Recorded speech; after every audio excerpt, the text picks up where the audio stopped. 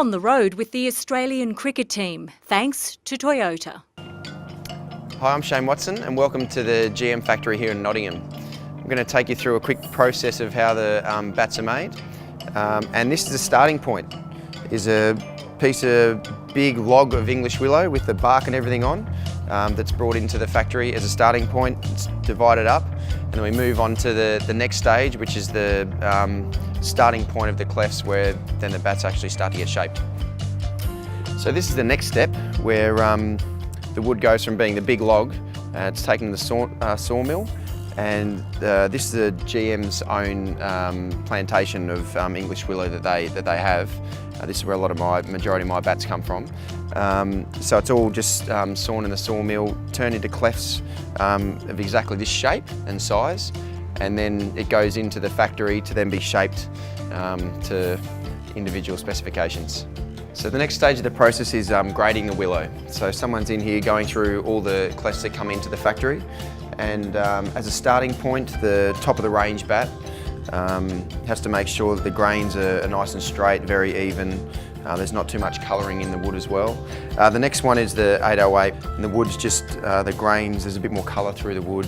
The grains are a little bit more wavy, they're not as straight as the LE and the top of the range one, but still a nice piece of wood. So the next step is going in to reduce the moisture in the piece of wood to make it a fair bit lighter, so that'll be the next step. We're really in the wine cellar. It's got a constant temperature here between 20 and 22 degrees, and the humidity as well is around 50% to make sure the wood holds its moisture at a similar sort of rate. So yeah, if you've got a couple of nice bottles of wine, I'm surprised there's any not floating around here, they'll actually age very well. We've also got the handles over here as well. So the handles are a cane with cork and rubber in the middle just for vibration. But the handles also need to be at the same moisture content when they come out of this room as well.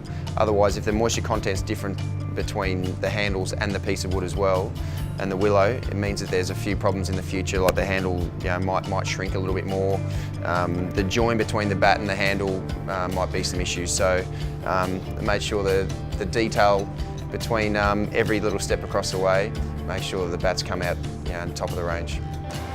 Okay, the next step in the process is to get the bats pressed. So what the machine does is compacts the wood down. The bats have already been shaped, the face and the edges have already been shaped before they get to this machine, but now it's compacted down so the wood's more chance of holding together. The harder the wood's pressed, then normally the harder the ball feels like it comes off your bat, and also if the wood's a little bit lighter pressed, then it means you actually a little bit more feel coming off the bat. So I like my bats pressed a little bit lighter than normal, but the harder you press them, the longer the bats last as well. So once this process is done, then we move over to the process where the handles are put into the clefts of wood before they're shaped. So there we have it, safety first, so our hands are nowhere near the machine. So now we've got the handle being fitted into the cleft of the wood. So it's being fitted into the splice, so it's a nice tight fit, which it has to be. Certainly don't want the handle falling out of the cleft of wood. So once you actually get the fit perfectly, then we move over to the actual bat getting shaped, which is, for me, the most exciting part. It initially starts in a computer program to be able to get the exact shape of what my specifications are. Everyone's a little bit different with what they want in the shape of their bat and the feel of the bat. But it's a very incredible machine. Goes through the computer, the cleft is in the machine, it goes around after having the specifications that are in the computer, and then comes out to how the individual wants it. So and then from this process, then we go over to the guys who end up finishing off the bat with the bat makers to be able to just shape the bat, finish off the little bits for the toe and the handle as well. But this is definitely my favourite process. You get this right with a beautiful piece of wood, you're absolutely flying. So this is the final process here. We've got Kev, who's been working here at Gunmore for 41 years, who's the bat maker who shapes all the bats, finishes off all the bats. So what he's doing here is after the bats come out of the process of shaping, he just finishes them off in and around the handle, around the toe. Some people have a little bit of special preferences like me, just making sure the toe is nice and flat as well. We had a couple of guys here in a little while ago who had a bit of a crack at trying to shape a bat.